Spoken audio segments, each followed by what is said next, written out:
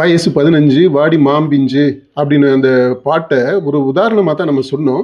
அதை விட மோசமான பாடல்கள் தமிழ் சினிமாவில் இடம் பெற்றிருக்கு. தொடர்ந்து அந்த பாடல்கள் எல்லாமே இந்த சோசியல் மீடியாவில் அவைலபிளாக இருக்கு. இதில் என்ன கொடுமை அப்படின்னா, இந்த மாதிரியான இந்த குத்து குத்து பாடல்கள் அப்படின்னு சொல்றத பள்ளிகளில், அதுவும் தொடக்க பள்ளிகள்ல எல்லாம் கூட இந்த பாட்டை போட்டுட்டு சின்ன பிள்ளைகளை ஆட விட்டுக்கிட்டு இருக்கிறோம். அது மாதிரி இந்த தொலைக்காட்சியில எல்லாம் நீங்கள் பாருங்கள், அந்த பாட்டு போட்டிகள்லாம் நடத்துகிறாங்க இல்லையா, அந்த பாட்டுல இந்த மாதிரி ஒரு அடல்ட்ஸ் ஒன்லி பாடல்கள் எல்லாத்தையுமே சின்ன பிள்ளைங்களை வச்சு பாட விட்டுக்கிட்டு வேடிக்கை காட்டிக்கிட்டு இருக்கிறோம். இது எல்லாமே எந்த விதமான குற்ற உணர்வும் இல்லாம, ஒரு எந்த விதமான உறுத்தலுமே இல்லாம நடந்துகிட்டு இருக்கு. திடீர்னு பார்த்தா இன்னொரு பக்கம், ஐயோ இந்த பொண்ணுங்கள்லாம் இப்படி ஆயிடுறாங்க, இப்படி இருக்கிறாங்க, இந்த பசங்க இப்படி இருக்கிறாங்க அப்படின்னு சொல்லிட்டு ஒழுக்கத்தை பற்றி பேசுற போக்கையும் நம்ம பார்க்குறோம்.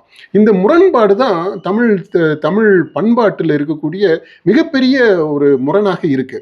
இப்போ விஜய் அரசியலுக்கு வந்த பிற்பாடு அவருக்கு பின்னாடி போகக்கூடிய அந்த டீனேஜ் பசங்க, பொண்ணுங்க, இவங்க எல்லாம் அவங்க அவங்க எவ்வளவு தூரம் அவங்க விஜய் மேல இருக்கக்கூடிய அன்பை, காதலை வெளிப்படுத்துறாங்க, அப்பட்டமா வெளிப்படையா பேசுறாங்க அப்படின்றது அதுவே கடுமையான விமர்சனத்திற்கு ஆளாகுது. அது மாதிரி இந்த பயல்க பண்ற கூத்து, எப்படி அந்த ஹீரோ மாதிரி இருக்கிறது, பொண்ணுங்கள்ட்ட அவங்க எப்படி நடந்துக்கிறாங்க அப்படின்றது, இது எல்லாமே பார்த்தீங்கன்னா விமர்சனத்திற்கு ஆளாகுது. ஆனால் இதுக்கு என்ன காரணம் அப்படின்னு சொல்றத பற்றி ஒரு எந்த விதமான சிந்தனையுமே இல்லாம மேம்போக்காக பேசிட்டு அப்படியே நம்ம போயிடுறோம். இன்னைக்கு பாருங்க, இப்போ தமிழ் சமூகத்தில் பெண்களுக்கு எதிரான, குழந்தைகளுக்கு எதிரான பாலியல் வன்கொடுமைகள் எவ்வளவு தூரம் நடந்துகிட்டு இருக்கு அப்படின்றது நம்ம கண்ணு முன்னாடி பார்த்துக்கிட்டு இருக்கிறோம். மனவேதனையோடு அதை பார்க்குறோம்.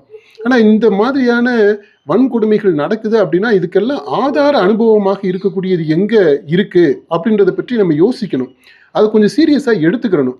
இப்போ இந்த பக்கம் சினிமாவில் வரக்கூடியது சினிமா தானே, அது கற்பனை தானே, அது கதை தானே அப்படின்னு சொல்லிட்டு விட்டுறோம். ஆனால் அந்த கதை தான் இங்கே ஒரு நடப்பு நிஜமாகுது. அந்த கனவு தான் இங்கே ரியாலிட்டியாக மாறுது. அதை தான் அங்கே பார்க்குறத தான் இங்கே படுத்துறதுக்கு முயற்சி பண்ணுறாங்க. அதற்கு ஏதுவான சூழல் வரும்போது அது நடைமுறைப்படுத்தப்படுது. திரையினாக்க சினிமா மட்டும் இல்லைங்க, சோசியல் மீடியாவில் இன்னைக்கு இருக்கக்கூடியது அந்த கைத்திரையில் எல்லா விதமான ஒழுங்கீனங்களையுமே நம்ம பார்க்க முடியுது. வக்ரங்கள், ஆபாசங்கள், அவ்வளவு அந்த அனுபவங்கள் எல்லாமே கற்பனை அப்படின்னு சொல்லிட்டு ஒதுக்கி விட்டுறோம், அல்லது தனிப்பட்ட விஷயம் அப்படின்னு சொல்லிட்டு விட்டுறோம். இந்த பக்கம் பார்த்தீங்கன்னா சமூக நிகழ்வு, இது கண்டிக்க வேண்டியது, சட்டம் ஒழுங்கு அப்படின்னு சொல்லிட்டு இங்கே கொண்டு வர்றோம். இந்த சட்டம் ஒழுங்கு மீறலுக்கும் இந்த பக்கம் கற்பனையில் கதையில் வரக்கூடிய அந்த ஒழுங்கீனங்களை, ஆபாசங்களை ரசிக்கிறதுக்கும் ரெண்டுக்குமே நெருங்கின தொடர்பு இருக்குது. ரெண்டுமே ஒரு நாணயத்தினுடைய ரெண்டு பக்கங்கள் மாதிரி.